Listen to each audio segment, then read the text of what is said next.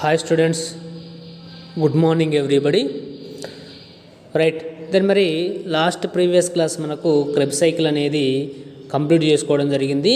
మరి ఆ Krebs cycle తర్వాత ఉన్నటువంటి సైకిల్ కెల్విన్ వలయము అని పిలుస్తూ ఉంటారు. Very very important SA type question. Okay right, మరి చూద్దాం. మరి కెల్విన్ వలయం అనేది ఏ విధంగా ఉంటుందో చూడండి. ఫస్ట్ ఆఫ్ ఆల్ ఇది కెల్విన్ వలయము. ఓకే, ఈ విధంగా మనకు కెల్విన్ వలయాన్ని గీసుకోవచ్చు. ఓకేనా, నీట్గా డ్రా చేసుకోండి. ఇది మరి నేను గ్రూప్లో పెడతాను, ఈ గ్రూప్లో పెట్టేది నీట్గా ఫిగర్ డ్రా చేయండి. ఓకే, ఎక్కడెక్కడ ఏదేది ఉందో అంతా ఎవ్రీథింగ్గా ఇంగ్లీష్లో తెలుగులో రెండిట్లో నేను రాయడం జరిగింది. అవి ఎలాంటి మిస్టేక్ లేకుండా, ఎలాంటి యారో మార్క్స్ తప్పు పెట్టకుండా ఇవి డ్రా చేయండి. ఓకే, ఈ చార్ట్లో ఉన్నదే ఈ చార్ట్ కనుక మీకు పర్ఫెక్ట్గా వచ్చినట్లయితే మ్యాటర్ ఈజీగా రాయవచ్చు. ఈ చార్ట్లో ఉంది, నేను మ్యాటర్ ఎక్స్ప్లెయిన్ చేయడం జరుగుతూ ఉంటుంది. ఈ చార్ట్ నీట్గా ఉంటే మీకు మ్యాటర్ అనేది ఈజీగా వస్తుంది. రైట్, చూద్దాం మరి కెల్విన్ వలయం గురించి. చూడండి, కెల్విన్ అనేటువంటి శాస్త్రవేత్త, అదేవిధంగా ఆండ్రూ బెన్సన్ మరియు జేమ్స్ బాషమ్ అనేటువంటి శాస్త్రవేత్తలు మరి క్లోరెల్లా అనేటువంటి మొక్కలో కర్బన స్థాపన మార్గమును వీళ్ళు కనుగొన్నారు. కావున దీనిని కెల్విన్ వలయము అని దీనికి నామకరణం అనేది రావడం జరిగిందమ్మా. ఎందుకు అంటే కెల్విన్ అనేటువంటి శాస్త్రవేత్తను, ఆండ్రూ బెన్సన్ మరియు జేమ్స్ బాషమ్ అనేటువంటి శాస్త్రవేత్తలు, దీంట్లో ముఖ్యంగా కెల్విన్ అనేటువంటి శాస్త్రవేత్త దీన్ని క్లోరెల్లా అనేటువంటి మొక్కలో కర్బన స్థాపన ఏ విధంగా జరుగుతూ ఉంటుంది అనేటువంటి అంశాన్ని కనుగొన్నాడు. కావున దీన్ని కెల్విన్ వలయము అని పిలుస్తూ ఉంటారు. మరి దీనిని కిరణజన్య సంయోగ క్రియాపరమైన కర్బన క్షయకరణ మార్గము లేదా డిటెక్టివ్ పెంటోజ్ పాస్పేట్ మార్గము లేదా C3 వలయము అని కూడా దీన్ని పిలవడం జరుగుతూ ఉంటుందమ్మా. ఏమని? C3 వలయం అని కూడా దీన్ని పిలవడం జరుగుతూ ఉంటుంది. ఓకే, మరి అదేవిధంగా ఏమని పిలుస్తూ ఉన్నారు దీన్ని? 3 రకాల పేర్లు అనేవి దీనికి ఉన్నాయి. ఏంటివి? కిరణజన్య సంయోగ క్రియాపరమైనటువంటి కర్బన క్షయకరణ మార్గము అంటారు. ఫస్ట్ వన్ గుర్తుంచుకోవాలి, కిరణజన్య సంయోగ క్రియాపరమైన కర్బన క్షయకరణ మార్గము అని అయినా పిలవచ్చు. డైరెక్ట్ కెల్విన్ సైకిల్ అని అడగకుండా మిమ్మల్ని కన్ఫ్యూజ్ చేయడానికి ఈ విధంగా అడుగుతాడు. ఏ విధంగా? కిరణజన్య సంయోగ క్రియాపరమైనటువంటి కర్బన క్షయకరణ మార్గము అయినా అనొచ్చు, లేదా PCR వలయము అయినా అనొచ్చు, లేదా డిడక్టివ్ పెంటోజ్ పాస్పేట్ మార్గము అయినా అనొచ్చు, లేదా C3 వలయము అని కూడా దీన్ని పిలవడం జరుగుతూ ఉంటుంది. 3 రకాల పేర్లు, దీనికి 3 రకాల పేర్లు అనేవి ఉన్నాయి. కాబట్టి ఏ విధంగా అడిగినా కూడా దీన్ని కెల్విన్ వలయం అన్నా, లేదా PCR వలయం అన్నా, డిడక్టివ్ పెంటోజ్ పాస్పేట్ అన్నా, C3 వలయం అన్నా, ఏదన్నా కూడా మీరు రాయాల్సింది ఇదే వలయం. రైట్, మరి ఈ వలయంలో 3 దశలు ఉన్నాయమ్మా. 1 కార్బాక్సిలేషన్ దశ, 2 క్షయకరణ దశ, 3 పునరుద్ధరణ దశ అనేటువంటి ఈ 4 రకాల దశలు అనేవి మనకు కనిపిస్తూ ఉంటాయి. ఓకే, ఏంటివి? కార్బాక్సిలేషన్ దశ, క్షయకరణ దశ, పునరుద్ధరణ దశ అనేటువంటి 3 రకాల వలయాలు, 3 రకాల స్టేజెస్ అనేవి, దశలు అనేవి కనిపిస్తూ ఉంటాయి. చూడండి, ఈ 3 రకాల దశలలో దాదాపు మనకు 13 రకాల చర్యలు, రసాయన చర్యలు అనేవి ఉంటాయి. ఈ 13 రకాల రసాయన చర్యలకు 13 రకాల ఎంజైమ్లు అనేవి తోడ్పడుతూ ఉంటాయి. గుర్తుంచుకోవాలి, 13 రకాల రసాయన చర్యలు ఉంటే 13 రకాల ఎంజైమ్లు కూడా పాల్గొంటూ ఉంటాయి ఈ కెల్విన్ వలయంలో. బాగా గుర్తుంచుకోండి. రైట్, ఫస్ట్ వన్ ఏమన్నాడు? కార్బాక్సిలేషన్ దశ అన్నాడు. మరి కార్బాక్సిలేషన్ దశలో ఫస్ట్ చర్య ఏ విధంగా ఉంటుందో చూద్దాం. 6 CO2 అణువులు, 6 కార్బన్ డైఆక్సైడ్ అణువులను 6 RUBP అణువులు అనేవి స్వీకరించడం జరుగుతూ ఉంటుందమ్మా. 6 కార్బన్ డైఆక్సైడ్ అణువులను ఎన్ని 6 ఆర్యుబిపి అణువులు అనేవి స్వీకరించి రుబిస్కో మరియు నీరు సమక్షంలో, రుబిస్కో అనేటువంటి ఎంజైమ్ సమక్షంలో మరియు నీరు సమక్షంలో 12 అణువుల పాస్పోగ్లిజరిక్ ఆమ్లాలను ఏర్పరుస్తూ ఉంటాయి. పీజీ అంటే పాస్పోగ్లిజరిక్ యాసిడ్లు అని అర్థం, పాస్పోగ్లిజరిక్ ఆమ్లాలు అని అర్థం. ఓకే, ఇది ఫస్ట్ చర్య. ఓకే, మరి రసాయన చర్య చూద్దాం ఏ విధంగా ఉందో.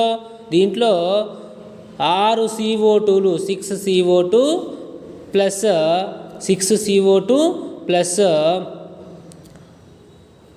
6 CO2 plus 6 RUBP plus 6 H2 plus 6 H2O.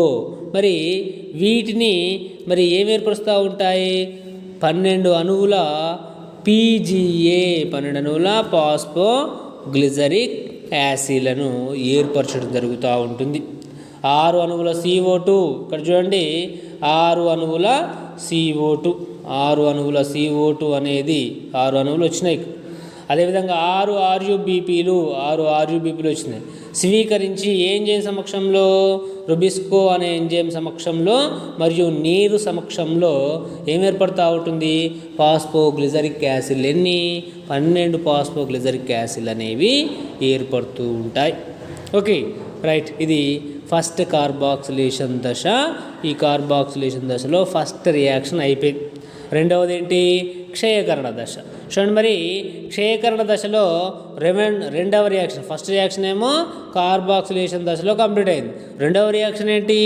అక్కడ ఏర్పడినటువంటి 12 పాస్పోగ్లిజరిక్ యాసిడ్లు అనేవి, ఆమ్లాలు అనేవి, 12 పాస్పోగ్లిజరిక్ ఆమ్లాలు, 12 పాస్పోగ్లిజరిక్ ఆమ్లాల అణువులు పాస్ఫారిలేషన్ చెంది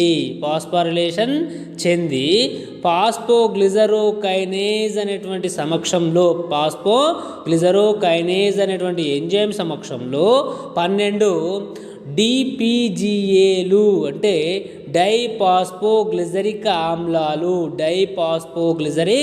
ఆమ్లాలు అనేవి ఏర్పడుతూ ఉంటాయి రెండవ రసాయన చర్యలో. Okay, right. మరి దాని ఈక్వేషన్ కనుక చూసినట్లయితే 12 PGA అంటే 12 పాస్పోగ్లిజరిక్ ఆమ్లాలు ఫస్ట్ పాస్ఫారిలేషన్ చెందడం అంటే 12 అణువుల ATP అనేది వినియోగించుకుంటూ ఉంటుంది. ఆ 12 పాస్పేట్లు అనేవి గ్రహించుకుంటూ ఉంటాయి. గ్రహించుకోక ఏర్పడేది 12 అణువుల డైపాస్పోగ్లిజరిక్ ఆమ్లాలు అనేవి ఏర్పడుతూ ఉంటాయి. ప్లస్ 12 ADPలు కూడా అక్కడ మనకు బయటికి విడుదలవుతూ ఉంటాయి. ఈ చర్యలంతా కూడా మనకు దీంట్లో చూడండి.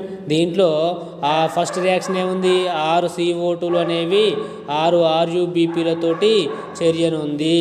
6 CO2లు 6 RUBPలతోటి చర్యనుంది. 12 పాస్పోగ్లిజరిక్ ఆమ్లాలు ఏర్పడుతుంది ఫస్ట్ రియాక్షన్.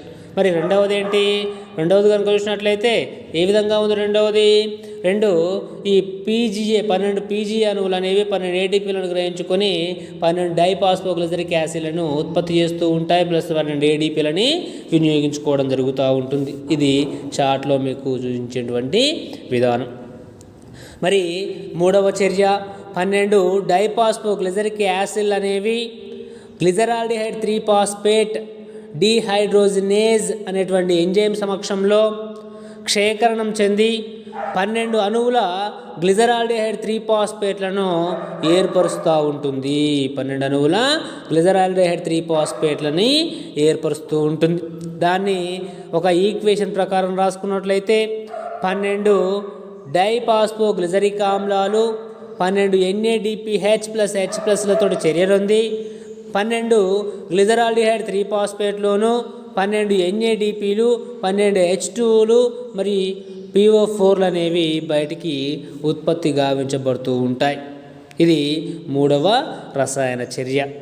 ఓకే, దెన్ మరి మూడవ దశ ఏంటి? పునరుద్ధరణ దశ. నెక్స్ట్ దశ పునరుద్ధరణ దశ. మరి మిగతాదంతా కూడా పునరుద్ధరణ దశ అని చెప్పుకోవాలి. చూడండి, మరి ఈ పునరుద్ధరణ దశలో 12 గ్లిజరాల్డిహైడ్ 3-ఫాస్ఫేట్ అణువులలో 2 గ్లిజరాల్డిహైడ్ 3-ఫాస్ఫేట్లు హరిత రేణువుల నుండి కణద్రవ్యంలోకి రవాణా చెంది హెక్సోజ్ తర్వాత చక్కెర తయారీలో పాల్గొంటాయి. మిగిలిన 10 గ్లిజరాల్డిహైడ్ 3-ఫాస్ఫేట్లు అనేవి RUBP అణువుల పునరుద్ధరణలో పాల్గొనడం జరుగుతూ ఉంటుంది. ఓకే, ఇది పునరుద్ధరణ దశ. మరి దీంట్లో 4వ రియాక్షన్ ఏంటి? 10 గ్లిజరాల్డిహైడ్ 3-ఫాస్ఫేట్లు అనేవి 4 గ్లిజరాల్డిహైడ్ 3-ఫాస్ఫేట్లు ఐసోమరైజ్ అనేటువంటి ఎంజైమ్ సమక్షంలో 4 డిహెచ్ఏపీలుగా మారుతూ ఉంటాయి, డైహైడ్రాక్సీ ఎస్టోన్ ఫాస్ఫేట్లుగా మారుతూ ఉంటాయి. ఇక్కడ ఈక్వేషన్ ఇచ్చింది చూడండి. 4 glyceraldehyde three phosphate 4 glyceraldehyde three phosphate is gives rise to 4 డిహెచ్ఏపీలుగా మారుతూ ఉంటాయి.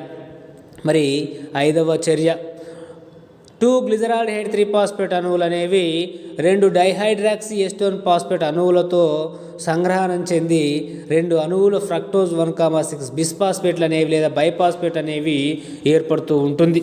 దీని రియాక్షన్ ఏ విధంగా ఇచ్చిండు?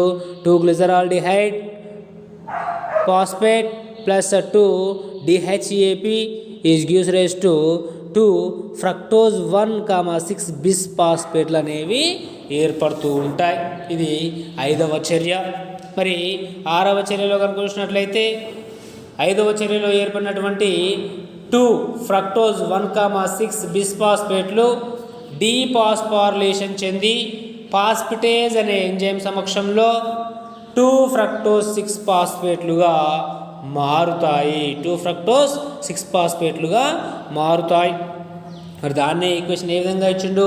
2 fructose 1,6 2 fructose 1,6 bisphosphate is gives rise to 2 fructose 6 phosphate plus 2 ఫాస్ఫేట్లు అనేవి ఏర్పడడం జరుగుతూ ఉంటుంది. ఓకే, 2 ఫ్రక్టోజ్ 6 ఫాస్ఫేట్లు మరియు 2 ఫాస్ఫేట్స్ అనేవి బయటికి విడుదలవుతూ ఉంటాయి. ఓకే, బయటికి విడుదల కావడం జరుగుతూ ఉంటుంది. రైట్, ఇది 6వ. దెన్ 7వ రియాక్షన్ కనుక వచ్చినట్లయితే 2 ఫ్రక్టోజ్ 6 ఫాస్ఫేట్లు 2 ఫ్రక్టోజ్ 6 ఫాస్ఫేట్లు అనేవి 2 గ్లిజరాల్డిహైడ్ 3-ఫాస్ఫేట్ అణువులతో కలిసి ట్రాన్స్ కీటలేజ్ అనే ఎంజైమ్ సమక్షంలో 2 ఎరిత్రో మోనోఫాస్ఫేట్లు 2EMP అంటే 2 ఎరిత్రోజ్ మోనోఫాస్ఫేట్లను ఏర్పరుస్తూ ఉంటుంది.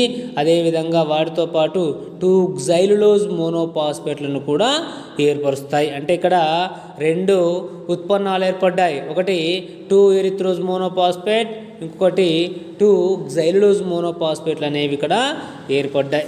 ఓకే, మరి దాని ఈక్వేషన్ కనుక చూసినట్లయితే 2 fructose 6 phosphate 2 fructose 6 phosphate 2 glyceraldehyde three phosphate is gives rise to 2EMP erythrose monophosphate 2 xylose monophosphate అనేవి ఈ ఈక్వేషన్ ప్రకారంగా ఈ విధంగా చూపించుకోవచ్చు. రైట్, మరి 8వ రియాక్షన్ చూడండి. 2 ఎరిత్రోజ్ మోనోఫాస్ఫేట్లు వీటితో పాటు 2 డైహైడ్రాక్సీ ఎస్టోన్ ఫాస్ఫేట్లతో కలిసి ఆల్డలోజ్ అనే ఎంజైమ్ సమక్షంలో 2 సూడోహెప్టిలోజ్ డైఫాస్ఫేట్లు అనేవి ఏర్పడుతూ ఉంటాయి. ఈక్వేషన్ కనుక వచ్చినట్లయితే 2 erythrose monophosphate plus 2 dihydroxy acetone phosphate is gives rise to 2 sedoheptulose డైఫాస్ఫేట్లు అనేవి ఏర్పడుతూ ఉంటాయి. రైట్, 9వ రియాక్షన్ 2 సూడోహెప్టిలోజ్ డైఫాస్ఫేట్లు ఫాస్ఫిటేజ్ అనేటువంటి ఎంజైమ్ సమక్షంలో డీపాస్పారిలేషన్ చెంది 2 సూడోహెప్టిలోజ్ మోనోఫాస్ఫేట్లుగా ఏర్పడుతూ ఉంటాయి. మరి ఆ చర్య 2 heptulose diphosphate is gives rise to 2 heptulose monophosphate plus 2 phosphates అనేవి బయటికి వెళ్ళిపోతూ ఉంటాయి. మరి 10వ రియాక్షన్ కనుక చూసినట్లయితే చూడండి. 2 సూడోహెప్టిలోజ్ మోనోఫాస్ఫేట్లు అనేవి 2 గ్లిజరాల్డిహైడ్ 3-ఫాస్ఫేట్లతోటి కలిసి ట్రాన్స్ కీటలోజ్ అనేటువంటి ఎంజైమ్ సమక్షంలో 2 రిబిలోజ్ మోనోఫాస్ఫేట్లు అనేవి ఏర్పడడం జరుగుతూ ఉంటుంది, లేదా రైబోజ్ మోనోఫాస్ఫేట్లు అనేవి ఏర్పడుతూ ఉంటాయి. మరి ఈ 2 గ్జైలులోజ్ మోనోఫాస్ఫేట్ మరి 2 రిబిలోజ్ మోనోఫాస్ఫేట్లు ఈ రెండు కూడా 2 సూడో హెప్టిలోజ్ మోనోఫాస్ఫేట్ల నుంచి ఏర్పడడం జరుగుతూ ఉంటుంది. మరి రియాక్షన్ కనుక చూసినట్లయితే 2 pseudo heptulose monophosphate plus 2 glyceraldehyde 3 phosphate is gives rise to 2 ribose monophosphate to xylose monophosphate అనేవి రియాక్షన్లో రాసుకోవచ్చు. దెన్ 11వ రియాక్షన్ ఏంటి, ఏమిచ్చిండు చూడండి, 4 xylose monophosphate అనేవి 4 ఎక్కడి మరి 10లో 2 ఇక్కడ చూడండి, 10లో 2 మనకు ఏర్పడడం జరిగింది జైలోజ్ మోనోపాస్పేట్లు. అదేవిధంగా మరి 7వ రియాక్షన్లో కూడా 2 జైలోజ్ మోనోపాస్పేట్లు ఏర్పడ్డాయి. ఇవి 2 కూడా కలిపి 4 జైలోజ్ మోనోపాస్పేట్లు అనేవి ఇక్కడ మనకు యూజ్ అవుతూ ఉంటాయి. మరి ఈ 4 జైలోజ్ మోనోపాస్పేట్లు ఎపిమరేజ్ అనే ఎంజైమ్ సమక్షంలో 4 రిబ్బులోజ్ మోనోపాస్పేట్లుగా మారుతూ ఉంటాయి.